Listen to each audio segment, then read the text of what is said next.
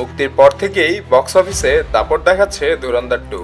17তম দিনে এসে বিশ্বব্যাপী সিনেমাটির আয় পৌঁছেছে 1564 কোটি 30 লাখ রুপিতে, যা বাংলাদেশি মুদ্রায় প্রায় 2065 কোটি টাকার সমান।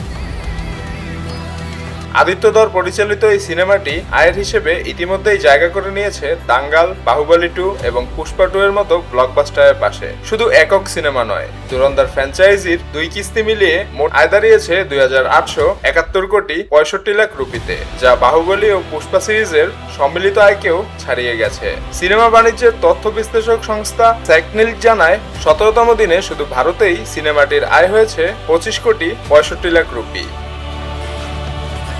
এ পর্যন্ত ভারতে মোট গ্রস আয় 1179 কোটি 30 লাখ রুপি এবং বিদেশে আয় 385 কোটি রুপি। হিন্দির পাশাপাশি তামিল ও তেলেগু সংস্করণেও দর্শক টানছে সিনেমাটি।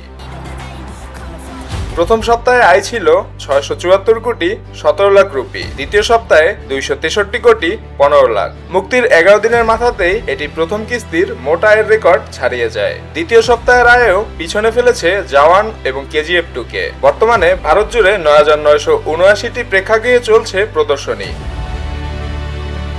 গল্পের কেন্দ্রে জাসকিরাত সিং রাঙ্গি নামের এক পাঞ্জাবি যুবক, যাকে পরবর্তীতে ভারতের গোয়েন্দা সংস্থা র গড়ে তোলে হামজা আলী মাজারি নামে করাচির এক গুপ্তচর হিসেবে। স্পাই থ্রিলারের পাশাপাশি 2014 সালের নির্বাচন ও 2016 সালের নোটবন্দির মতো বাস্তব ঘটনাও উঠে এসেছে এই কাহিনীতে। 3 ঘন্টা 49 মিনিট দৈর্ঘ্যের এই সিনেমায় রণবীর সিং এর সঙ্গে অভিনয় করেছেন সঞ্জয় দত্ত ও অর্জুন রামপাল। অনেকের মতে এটি রণবীরের ক্যারিয়ারের অন্যতম সেরা অভিনয়।